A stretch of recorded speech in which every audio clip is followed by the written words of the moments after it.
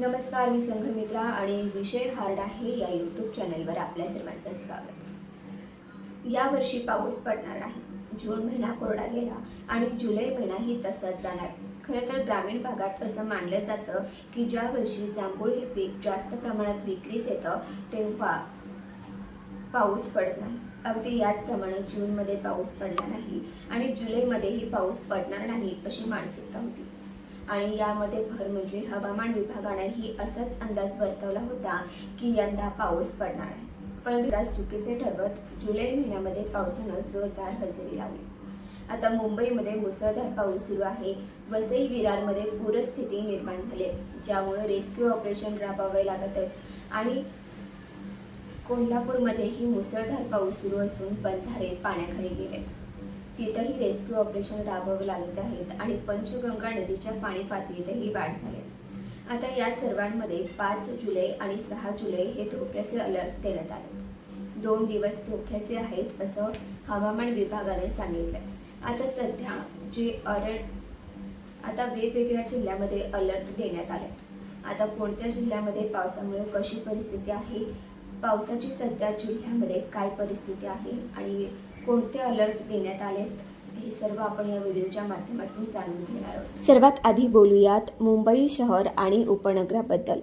मागच्या काही दिवसांपासून पावसाची संततधार सुरू असून शनिवारपासून पावसाचा जोर आणखीन वाढलाय। बृहन्मुंबईच्या क्षेत्रात मागच्या 24 तासात 250 ते 300 mm पावसाची नोंद झाली आहे। विशेष म्हणजे हा पाऊस जुलै महिन्याच्या सरासरी 74% आणि वार्षिक हंगामाच्या 25% इतका आहे। शिवाजी पार्क भागात रस्त्यावर झाड कोसळलं असून वाहतूक ठप्प झाली, तर अनेक सखोल भागात पाणी साचले। सगळ्यात महत्त्वाचं म्हणजे मुंबईला पाणी पुरवठा करणाऱ्या 7 जलाशयांच्या पाणीपुरवठ्यात वाढ झाली। अप्पर वैतरणा 4.31%, मोडक सागर 26.82%, तानसा 11.7%, मध्य वैतरणा 16.47%, भातसा 9.93%, विहार 79.85%, तुळसी 65.37% असं एकूण 13.19% पाणीसाठा आहे। मुंबईला पावसानं झोडपलं असताना रविवारी वसई विरारमध्ये पाऊस थांबल्यानं दिलासा मिळालाय, कारण मुसळधार पावसानं वसई विरारमध्ये पूरस्थिती निर्माण झाली होती। अचानक आणि सतत पडलेल्या पावसामुळे नागरिकांना अनेक अडचणींना सामोरे जावं लागत आहे।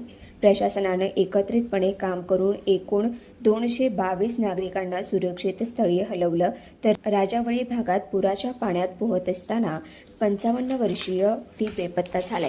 त्यांचा शोध सध्या सुरू असून पावसाचा जोर ओसरल्यानं अनेक नागरिकांच्या घरात शिरलेलं पाणी बाहेर काढायला सुरुवात केली, घर साफ करायला सुरुवात केली।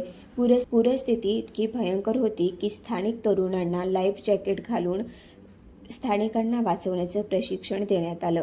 कल्याण, डोंबिवली, ठाणे या भागातही पावसाचा जोर कायम असून कल्याणवरून वाहणाऱ्या उल्हास नदीच्या पाण्यात वाढ झाली असून मुंब्र्यात अनेक ठिकाणी पाणी साचले। भिवंडीतही अनेक लोकांना साचलेल्या पाण्यातून बाहेर काढावं लागत आहे। पुण्यात सुद्धा शनिवारीपासून पावसाची संततधार सुरू असून दिलासा देणारी गोष्ट म्हणजे शहरात नाही तर धरण क्षेत्रात सुद्धा चांगला पाऊस पडलाय। पाटबंधारे विभागाच्या माहितीनुसार शनिवारी दिवसभरात खडकवासला धरणाच्या परिसरात 13 mm, पानशेत धरण परिसरात 33 mm, वरसगाव परिसरात 30 mm, टेम्हार धरणमध्ये 55 mm पावसाची नोंद झाली। या चारही धरणात 3 दिवसांपूर्वी 3.57 TMC इतकं पाणीसाठा होता, तर आता वाढून 4.67 TMC इतका झालाय। 3 दिवसात जवळपास 1 TMC पाणीसाठा वाढलाय। पुणे शहराला हे पाणी महिनाभर पुरू शकतं, पण मागच्या वर्षी याच तारखेला पाणीसाठा 18 TMC होता, त्यामुळे अजूनही पुणेकरांना दिलासा मिळाला नाही। रायगडमध्ये जोरदार पावसामुळे अंबा नदीच्या पाणी पातळीत वाढ झाली। अंबा नदी धोक्याची पाणी पातळी ओलांडून वाहत असल्यानं आसपासची वाहतूक ठप्प झाली।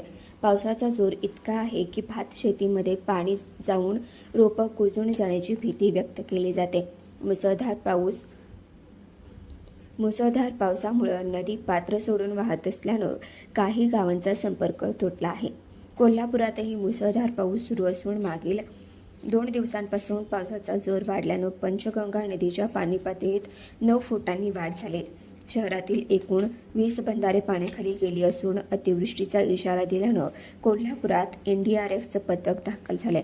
त्यांनी काही ठिकाणी प्रशिक्षण देण्यास सुरुवात केली असून अतिवृष्टीचा इशारा देण्यात आल्यानं यंत्रणा सक्रिय झाल्यात. सांगलीमध्येही पाऊस सुरू झाला असला तरी मराठवाडा मात्र अजूनही मुसळधार पावसाच्या प्रतीक्षेत आहे.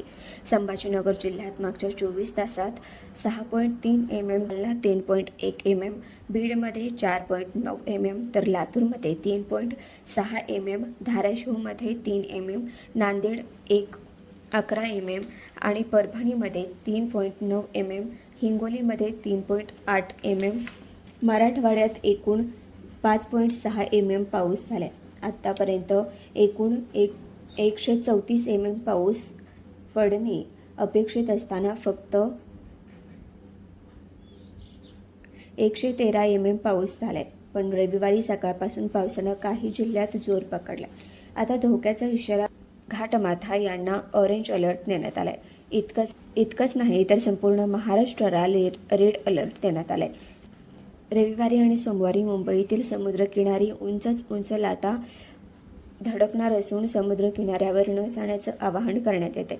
तुमच्या जिल्ह्यात पावसाची काय परिस्थिती आहे कमेंटमध्ये नक्कीच सांगा. ही माहिती जर तुम्हाला महत्त्वपूर्ण वाटली असेल तर आपल्या चॅनलला सबस्क्राईब करायला विसरू नका आणि भेटूयात अशीच महत्त्वपूर्ण माहिती घेऊन पुढच्या व्हिडिओच्या माध्यमातून. तोपर्यंत नमस्कार.